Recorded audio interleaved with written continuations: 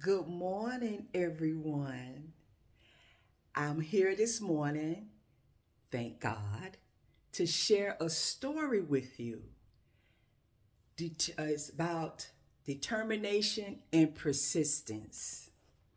Now, this story is coming out. This book, Think and Grow Rich by Napoleon. Now, it's going to be a little lengthy, but I'd rather read it to you than to try to type it to you. Okay. A good example of determination and persistence is Howard Schwartz. Schultz.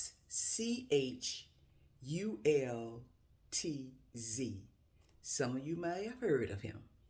Let's continue. The Starbucks man. It takes a person with vision, fortitude, and unswerving confidence to make a new concept succeed. Swart was hired to manage retail sales and marketing for a small coffee distributor who had a few retail outlets in Seattle. He was 29 and just married. He and his wife left their home in New York City to accept this new job. About a year later, Schwartz visited Italy on a buying trip. As he wandered around Milan, he noticed how important coffee was to the Italian culture. Typically, the workday starts with a cup of rich coffee at a coffee bar. After work, friends and colleagues once again met at the coffee bar for a leisurely stop before heading home. It is a center of Italian social life. Schwartz visualized this transferred to America. It had never been done, but he felt it could work because of the high quality of Starbucks coffee. It became Schwartz's obsession. He was determined to build a national chain of national chain of cafes based on the Italian coffee bar. But the Starbucks owners were reluctant. They were in the wholesale coffee bean business. The restaurants they owned were only a small part of their operation. To implement his goal, Schwartz left Starbucks and planned a new company. In 1986, Schwartz opened his first coffee bar in Seattle. It was an immediate success. Schwartz soon opened another in Seattle and a third in Vancouver. The following year, he bought the Starbucks company and adopted its name for his enterprise. Schwartz believes that the quality of Starbucks will one day alter how everyday Americans conduct their lives. If Schwartz had his way, a cup of Starbucks would become a basic part of American culture. His concept had paid off. Starbucks sales have increased ninefold for every year since 1988.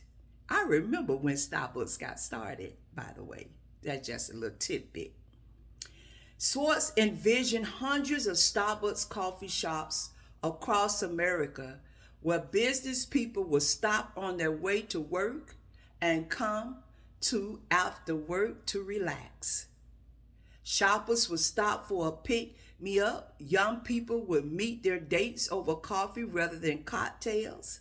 Families would come for refreshment before or after the cinema. Starbucks incurred losses, for 3 straight years more than $1 million in 1989 alone. But Schwartz never gave up. He had a firm conviction that this was the way to build a company and that the losses would soon turn into profits.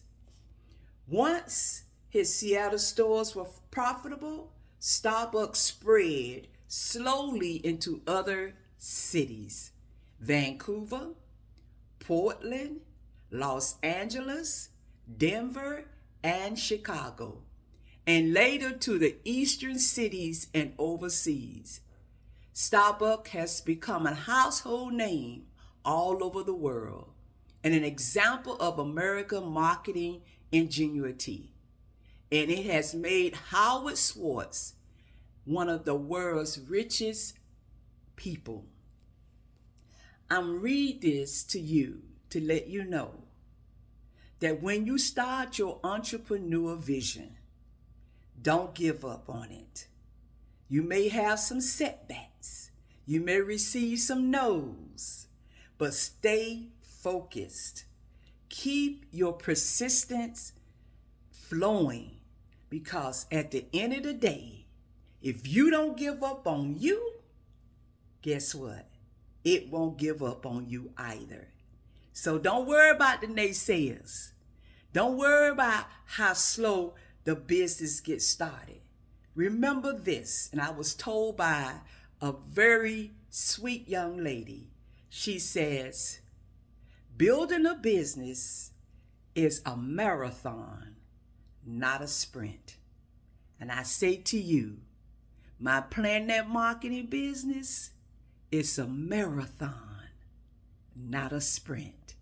I love you, and you already know there's nothing you could do about it. But love me back. Thank you for listening. Have a great rest of your day and an awesome weekend. Be blessed. Bye.